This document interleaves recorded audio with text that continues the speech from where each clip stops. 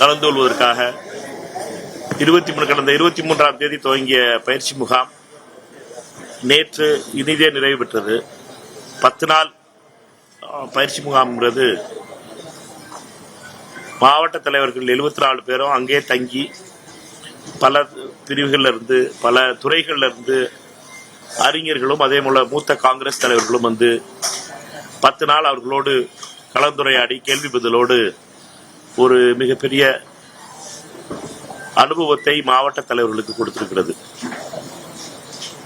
கட்சி மறுசீரமைப்புக்கு பின்னால் நடைபெற்ற மாவட்ட தலைவர்கள் நியமனத்திற்கு பின்னால் ஜனவரியில் நடைபெற்ற புதிய மாவட்ட தலைவர்களுடைய அந்த பயிற்சி முகாம் என்பது உடனடியாக நடந்திருக்கணும். ஆனால் அசம்பிளி தேர்தல் வந்ததுனால காங்கிரஸ் கட்சியினுடைய இந்த பயிற்சி முகாம் என்பது கொஞ்சம் டிலே ஆயிடுச்சு.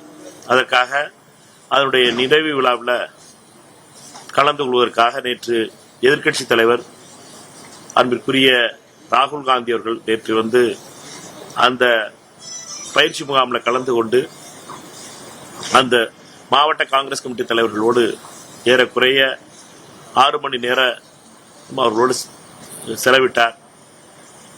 அவருடைய காங்கிரஸ் கட்சியை பலப்படுத்துவது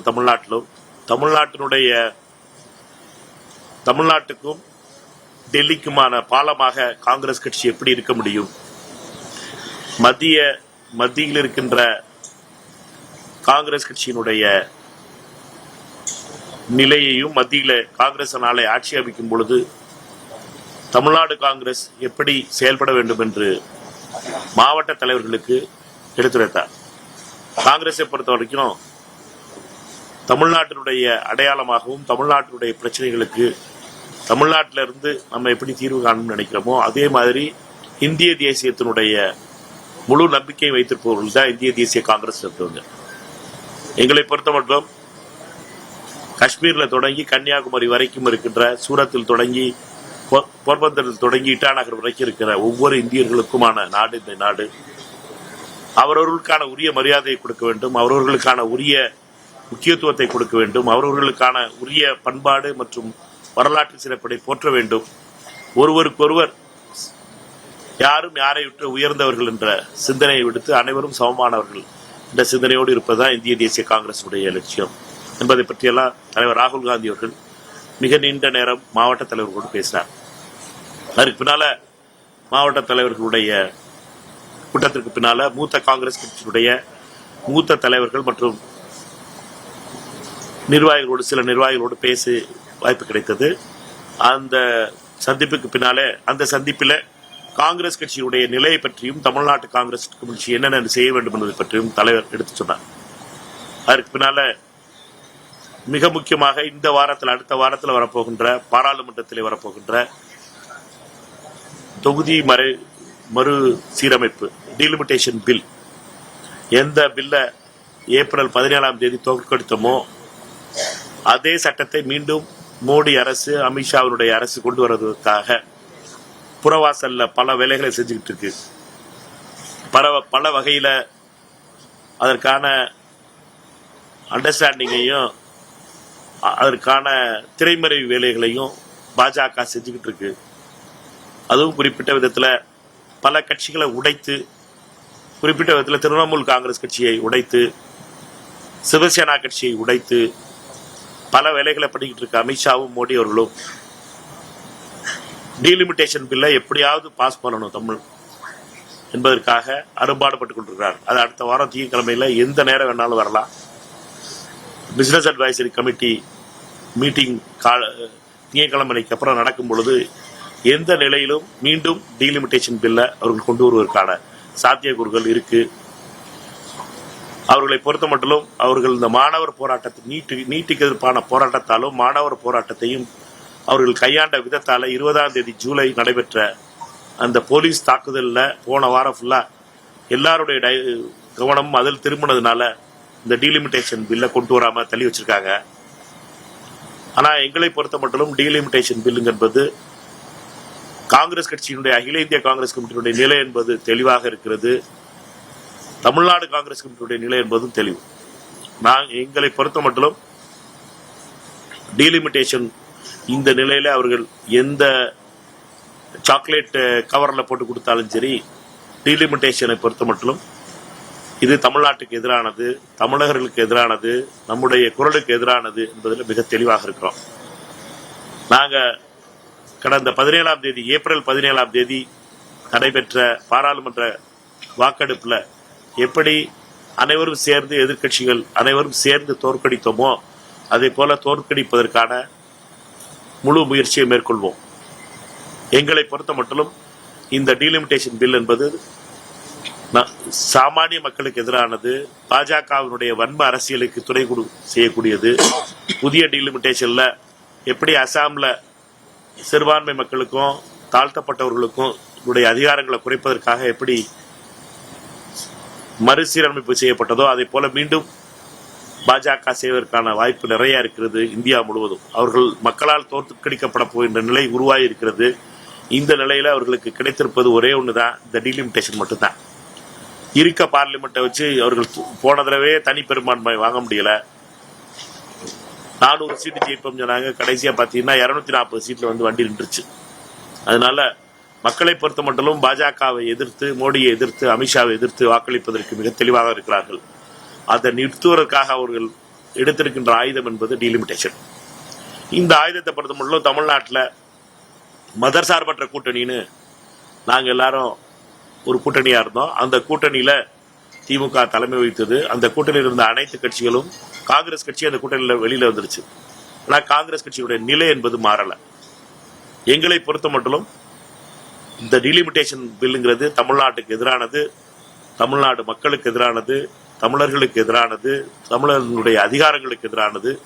அதனால் தமிழ்நாடு காங்கிரஸ் கட்சி இதை எதிர்த்து நிற்கிறது என்பதை சொல்றதுக்கு தான் அவங்களை கூப்பிட்டோம். அதனால நாடாளுமன்ற உறுப்பினர்கள், காங்கிரஸ் கட்சியுடைய 13 நாடாளுமன்ற உறுப்பினர்கள் இருக்கோம் டெல்லி, தமிழ்நாட்டிலும் புதுச்சேரியிலும் சேர்ந்து. இந்த 13 நாடாளுமன்ற உறுப்பினர்களும் மிக தெளிவாக இருப்போம். இந்த டீலிமிட்டேஷன் பில்ல நாங்கள் எதிர்க்கிறோம், அதை எதிர்த்து வாக்களிப்போம். கர்நாடகாவில் அனைத்து கட்சி கூட்டம் நடைபெற்றிருக்கு. இங்கேயும் அனைத்து கட்சி கூட்டம் நடத்தணும் எதிர்கட்சிகள் எல்லாம் கேள்வி எழுப்பிட்டு இருக்காங்க. இதுல காங்கிரஸோட நினைப்பாங்க, தமிழக காங்கிரஸ் எதை பத்தி நான் பேசிக்கிட்டு இருக்க டீலிமிட்டேஷன். முதல்ல டீலிமிட்டேஷன் முடிச்சுட்டு காவிரிக்கு வருவோம். நான் பேசிக்கிட்டு இருக்க டீலிமிட்டேஷன் பத்தி கேள்வி இருந்தா கேள்வி கேளுங்க, எனக்கு தெரியும். இந்தியா கூட்டணியிலேயே கேள்வியில் ஆரம்பிச்சு அகிலேஷ் யாதவ், மம்தா பானர்ஜி 2 பேரும் கேட்கிறாங்க, திமுகவுடைய இந்த விலகுதல் என்பது பலவீனப்படுறது அழைக்கணும்ன்றதுதான் அவங்களுடைய கோரிக்கையா இருக்கு, வாய்ஸா இருக்கு. தமிழ்நாடு காங்கிரஸ் திமுகவை மீண்டும் அழைப்பது போல இந்தியன் காங்கிரஸ் அழைக்கிறதுக்கு வாய்ப்பு இருக்காங்க. இந்த டீலிமிட்டேஷன் ஓகே ஏதாச்சும் பேச்சுவார்த்தை முயற்சி பண்ணீங்களா? எனக்கு தெரிஞ்சு உங்களுக்கு என்ன தெளிவு பெறலன்னு நினைக்கிறேன். ஆப்போசிஷன் லீடர்ஸ் மீட்டிங்னு டெய்லி நடந்துட்டு இருக்கு. 8 நாள் கேட்டுக்கிறேன். கேட்ட கேள்விகளுக்கு பதில் சொல்லணும்ல. 8 நாளா கூட்டம் நடந்துகிட்டு இருக்கு. 8 நாளா ஆப்போசிஷன் லீடர்ஸ் மீட்டிங்ல எல்லா கட்சி டிஎம்சி வந்துகிட்டு இருக்கு, சமாஜ்வாதி வந்துகிட்டு இருக்கு. எல்லாரும் 23 கட்சிகள் உட்கார்ந்து முடிவு பண்றோம். வராதவங்களை பத்தி நாங்க பேச முடியாதுல்ல. எங்க கூட்டணியில, எதிர்கட்சி கூட்டணியில இருக்க கட்சிகளை பத்தி பேசிக்கிட்டு இருக்கலாம். இல்லாத கட்சிகளை பத்தி நீங்க பேசிக்கிட்டு இருக்கீங்கன்னா அதுக்கு நான் பதில் சொல்ல முடியாது. நீங்க டீலிமிட்டேஷன் பத்தி பேசிட்டு இருக்கீங்க. சரி, எல்லாரும் அவங்க இவ்வளவு பெரிய பிரச்சனை போயிட்டு வந்தது. டிஎம்கே ஒரு முக்கியமான கட்சியா இருந்து அவங்க இந்த எந்த ரியாக்ஷனும் கொடுக்காம இருக்கிறாங்க இப்போ வரைக்கும். ஸோ ஒருவேளை அவங்க டீலிமிட்டேஷன் ஃபேவரா போட்டாங்கன்னா பெரிய பாதிப்பு வர வாய்ப்பு இருக்கா? டீலிமிட்டேஷனை பொறுத்த வரைக்கும் ஏப்ரல் 17ஆம் தேதி என்ன நிலை தமிழ்நாட்டினுடைய கட்சிகள், எம்பிகள் எடுத்தாங்கிறத நீங்க தொடர்ந்து பார்க்கணும். யாரு நகலை எரிச்சா, யாரு பட்டாசு வெடிச்சா அப்படிங்கறதெல்லாம் வரலாறு நீங்களும் கவர் பண்ணீங்க. அதனால எந்த ஊர்ல நகல் எரிக்கப்பட்டுச்சு, எந்த ஊர்ல பட்டாசு வெடிக்கப்பட்டதுங்கிறதெல்லாம் உங்களுக்கு தெரியும். அதனால பட்டாசு வெடிச்சதும் நகல் வெடிச்சதும் திடீர்னு என்ன மாறி போச்சுங்கிறதா கேள்வி. மாறாதுங்கிற நம்பிக்கை இருக்கு. எங்களை பொறுத்த மட்டும் டீலிமிட்டேஷன் என்பது தமிழகத்தினுடைய மிக மிக முக்கியமானது. இதுல டீலிமிட்டேஷன்ல காங்கிரஸ் விட்டு கொடுத்தோம்னா தமிழ்நாட்டினுடைய முழு உரிமைகளை நம்ம பிஜேபியினுடைய, RSS கால்களில் கொண்டு போய் குவிக்கிறாப்புல ஆயிரும். அதற்காகத்தான் எங்களை பொறுத்த மட்டும் அதுல ரொம்ப தெளிவாக இருக்கிறோம். தமிழ்நாட்டில் இருந்த போன பழைய 71 டீலிமிட்டேஷன், 76 டீலிமிட்டேஷனா இருக்கட்டும் அல்லது 21 டீலிமிட்டேஷனா இருக்கட்டும், அதை நிறுத்துவதற்கு தமிழ்நாட்டில் இருந்த குரல் வந்துச்சு. தோற்கடிப்பதற்கு 2026 தமிழ்நாட்டில் இருந்த குரல் வந்துச்சு. அதை மறந்துடக்கூடாது. டீலிமிட்டேஷன் வந்து தமிழ்நாட்டுக்கு டேஞ்சரஸ், தமிழ்நாட்டினுடைய அதிகாரங்களை குறைச்சிடும். இதுதான் ரொம்ப தெளிவான நிலைகளை பொறுத்த மட்டும். இப்ப நீங்க சொன்னது எதிரானது தமிழக மக்களுக்கு எதிரானது. அதனால வந்து நீங்க நீதிமன்றத்துக்கு எதிராக வாக்களிக்க போறீங்க. மதசார்பற்ற எல்லா கட்சிகளும் வாக்களிக்கணும்னு சொல்லுவீங்க. தமிழ்நாட்டுக்கு முன்னாடி பட்டாசு வெடிச்சு கொண்டாடுறது யாருன்னு சொல்லி வந்தீங்க. இப்பவும் அவங்க வந்து வாக்களிக்கணும், இல்ல தன்னுடைய நிலையிலிருந்து மாறக்கூடாது அப்படின்னு சொல்லி காங்கிரஸ் கோரிக்கை விடுக்கணும். எங்களை பொறுத்த மட்டும் எங்களுடைய நிலையை சொல்ல முடியும். நாங்க சொல்றதெல்லாம் என்ன, எங்களுடைய நிலையை சொல்ல முடியும். போன தடவை அந்த டீலிமிட்டேஷனுக்கு எதிர்ப்பா யாரு குரல் கொடுத்தா, டீலிமிட்டேஷனுக்கு எதிர்ப்பா யாரெல்லாம் குரல் கொடுத்தாங்கிறது உங்களுக்கு தெரியும். யாரெல்லாம் தமிழ்நாட்டில இருந்து ஆதரவு தெரிவிச்சா? 3 கட்சி ஆதரவு தெரிவிச்சு. ஒன்னு பாஜக, 2வது பாமக, 2 கட்சி, இன்னொன்னு ஏடிஎம்கே. 3 கட்சி தமிழ்நாட்டில இருந்து டீலிமிட்டேஷனுக்கு ஆதரவு தந்த கட்சிகள். போன டீலிமிட்டேஷன் ஏப்ரல் 17 தோற்கடிக்கப்படும் போது. இது வரலாறு. நம்மை பொறுத்த மட்டும் தமிழ்நாட்டுக்கு அதிகாரம் போயிடணும், தமிழ்நாட்டினுடைய அதிகாரங்கள்லாம் பாஜக கையில டெல்லியில போய் குவியணும் அப்படின்னு ஓட்டு போட்ட அந்த 3 புண்ணியம் வாங்கியிருக்காங்க. ஓட்டு போட போறோம்னு சொன்ன 3 புண்ணியம் வாங்கி, ஒன்னு பாமக, 2வது ஏடிஎம்கே, அமித்ஷாவுடைய ஏடிஎம்கே, 3வது பிஜேபி. பிஜேபி எப்பவுமே அதுக்கு ஆதரவா இருக்கிறது. அதனால இதோட யாரு சேர்றாங்கிறது, இந்த 3க்கு அப்புறம் யாரு சேர்றாங்கிறது நீங்க தான் பார்த்து சொல்லுங்க. நீங்க தான் சொல்றீங்க, நீங்க தான் சொல்றீங்க வந்து அவங்க அன்னைக்கு எதிர்ப்பு தெரிஞ்சு பட்டாசு வெட்டி கொண்டாடினாங்க. நீங்க அப்ப நீங்களும் தான் கூட இருந்தீங்க. நான் கேட்கறேன், அப்ப வந்து திமுக வந்து நேரடியாக திமுக ஆதரவு தெரிவிக்க போகுதா? நீங்க தான் சொல்லுங்க. சொன்னீங்க அவங்க, நீங்க என்ன சொன்னீங்கன்னா அவங்க வெட்டி கொண்டாட்டம் பண்ணாங்க. நீங்க ஏன் சொல்றதுக்கு எந்த கட்சியும் சொல்றதுக்கு என்ன உங்களுக்கு? நான் சொல்லிக்கிட்டு இருக்கேன், யாரு பட்டாசு வெடிச்சு கொண்டாடினா, யாரு நகலரிச்சான்னு கேட்டேன். நான் கட்சி பேர் சொல்ல, நீங்க தான் சொல்லிட்டு இருக்கீங்க. நீங்க தான்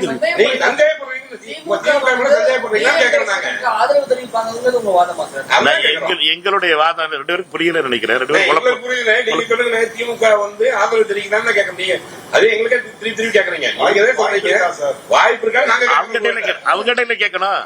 நீங்க தானே சொல்றீங்க 3வது ஒருத்தர் வந்து வர போறாங்க. நீங்க தான் சொன்னீங்க. நான் சொல்றேன், நீங்க என்ன சொல்றீங்கன்னா பாமக, ஏடிஎம்கே, பிஜேபி, இன்னொரு கட்சி அப்படின்னு ஒரு நீங்க தான் புள்ளி கொடுத்தீங்க.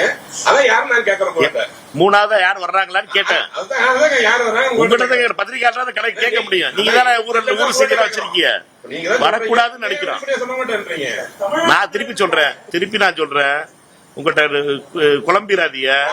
திமுக, நான் திமுகங்கிற வார்த்தையே சொல்லல. நான் சொல்லிக்கிட்டு இருக்க வார்த்தை என்ன, பாமகவும் அதிமுகவும் பாஜகவும் 3 பேரும் தெளிவான நிலை எடுத்து அவங்க டீலிமிட்டேஷனுக்கு ஆதரவா தொடர்ந்து ஏப்ரல் 17 ஓட்டு போடுவோம் சொன்னாங்க.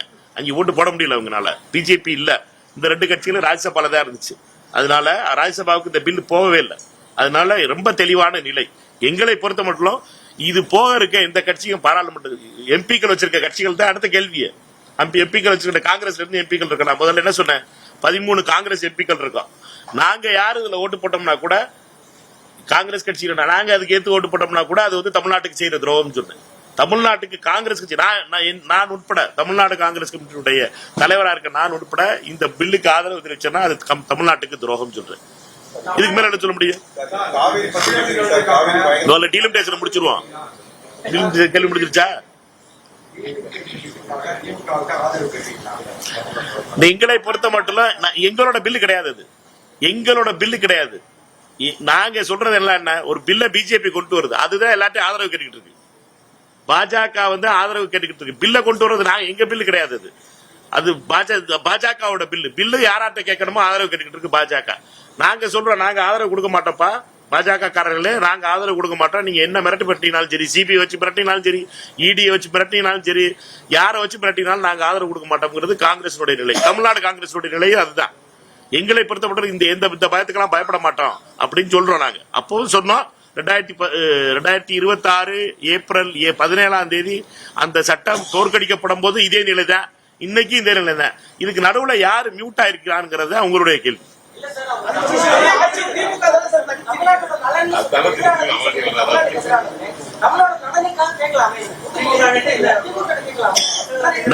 நாங்க சொல்றதை கேட்டுக்கிறீங்க.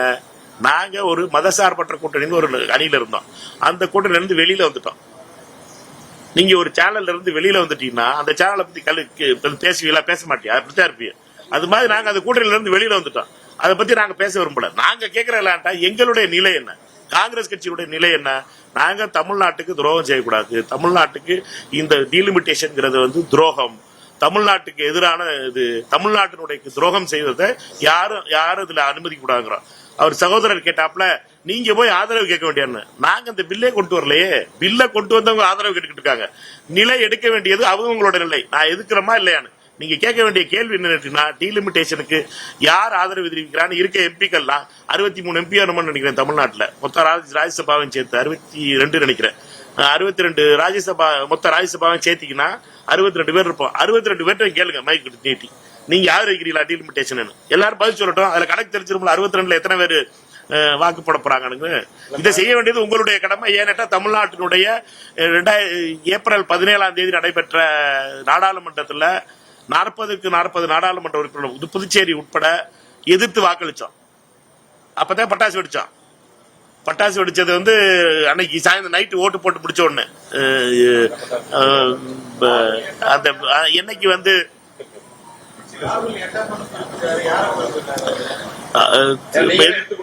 எதிர்கட்சி தலைவர் ராகுல் காந்தி அவர்கள் வந்து இந்த டீலிமிட்டேஷன்ல யாரு வந்து தமிழ்நாட்டில் அதை எதிர்த்து வாக்களிக்கிறார்களோ அவர்கள் எட்டப்பர்கள். எதிர்த்து யார் வாக்களிக்கிறாங்களோ அவர்கள் எட்டப்படுறாரு. எதிர்த்து யாரு வாக்களிச்சாலும் சரி, அவர் யாரையும் பேரெல்லாம் சொல்லல, யாரு டீலிமிட்டேஷனை எதிர்த்து வாக்களிக்க போறாங்களோ தமிழ்நாட்டில இருந்து, தமிழ்நாட்டுக்கு எதிரான பில் இந்த பில்லு, இதற்கு ஆதரிச்சு வாக்களிக்கிறார்களோ அவர்கள் வந்து எட்டப்பர்கள் தான். இல்ல அது நாங்க அதான் நீங்க நாடாளுமன்றம் நான் சொல்றேன் கேளுங்க விளக்குது. அவர் சொல்ற ராகுல் காந்தி அவர்கள் சொல்ற எட்டப்பர் லிஸ்ட்ல யாரெல்லாம் இருக்கான்னு முதல்ல அன்புமணி ராமதாஸ் இருக்காரு, அவர் முதல்ல அறிவிச்சிட்டாரு, எட்டப்பர் லிஸ்ட்ல நம்பர் 1ல இருக்காரு அவர். ரெண்டாவது அமித்ஷாவுடைய அதிமுக இருக்கிற எம்பிக்கள் அவர்கள் எட்டப்பர் லிஸ்ட்ல இருக்காங்க. மூணாவது யார் இருக்கா? பாஜக. அது முதல்ல அந்த பில்லை கொண்டு வரது பாஜக தான், எம்பியும் கிடையாது, ஒண்ணும் கிடையாது இங்க தமிழ்நாட்டில், ஒன்னும் பிரச்சனை இல்ல. இப்ப வேற யாரும் இந்த எட்டப்பர் லிஸ்ட்ல சேருதாங்கிறத நீங்க கேட்க வேண்டியது. யார் ஓட்டு போறாங்களோ அப்பதானே தெரியும். நான் சொல்றேன் கேட்டுக்கிறேன். பிட்ரேயலுக்கு வந்து தமிழ்நாட்டுல அதாவது துரோகத்துக்கு ஈக்குவல் என்னன்னு கேட்டீங்கன்னா அது எட்டப்பன் தான்.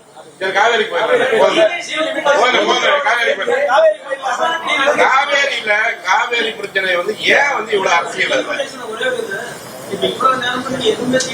சொல்லவே இல்லை. ஆனா ஒரே ஒரு வார்த்தை என்ன சொன்னீங்க, கூட்டணியில இருந்தோம், 40க்கு 40 வென்றோம், 40 எம்பிக்களை எதிர்த்து இருந்தோம்னு சொன்னீங்க. அப்ப ஏன் இவ்வளவு குழப்பம்? 40 கூட போட மாட்டாங்க அப்படின்னு நம்பிக்கை இருக்கவங்க போடணும் தான் சொல்றேன். நான் கேக்குறதுல என்ன ஆதரவா நிப்பாங்கன்னு நினைக்கிறீங்களா? நான் கேக்குறதுல என்ன, நான் சொல்றதுல என்ன, எல்லாம் நாங்க தெளிவா இருக்கோம்.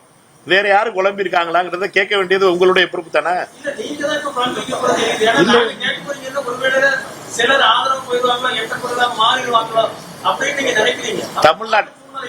தமிழ்நாட்டுல திருப்பி உங்களுக்கு சொல்றேன், தமிழ்நாட்டில இருந்து 2 எட்டப்பர்கள் இருந்தாங்க, ரைட்டா?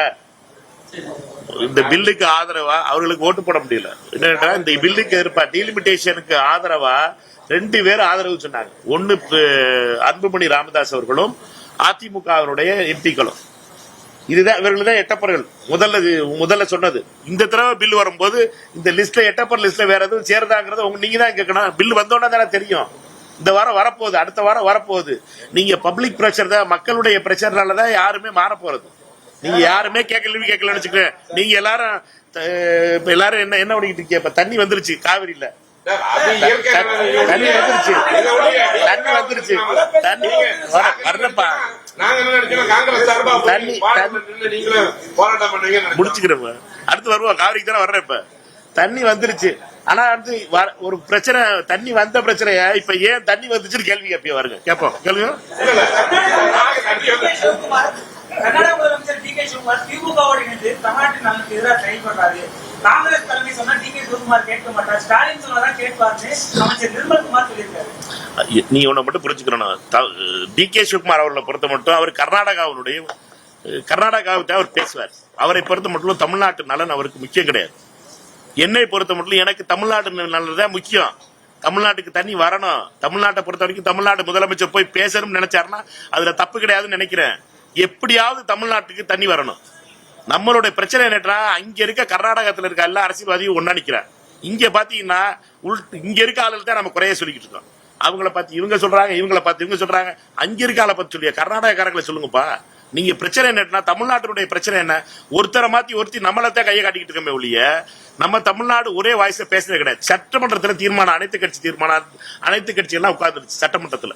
எல்லாரும் சேர்ந்துதான் ஒரு தீர்மானத்தை போட்டோம். எதிர்கட்சி தலைவர் வந்து ஒரு அமெண்ட்மெண்ட்டை கொண்டு வந்தார். அந்த தீர்மானத்தையும் அந்த அமெண்ட்மெண்ட்டையும் சேர்த்து படிச்சாங்க. இப்ப எல்லாரும் ஏத்துக்கிட்டு அது வெளியில அப்புறம் முடிஞ்சு 2 நாள் கழிச்சு எல்லாரும் என்ன சொல்றாங்கன்னா, இந்த தீர்மானம் தப்புங்கிறாங்க. ஏப்பா சட்டமன்றத்தில் தீர்மானம் எல்லாரும் சேர்ந்தாரப்பா போட்டீங்க, போட்டுட்டு தீர்மானத்தை போட்டு இது தப்புன்னு சொன்னீங்கன்னா என்ன அர்த்தம்? ஊர்ல இருக்கவங்க என்ன பார்ப்பாங்க?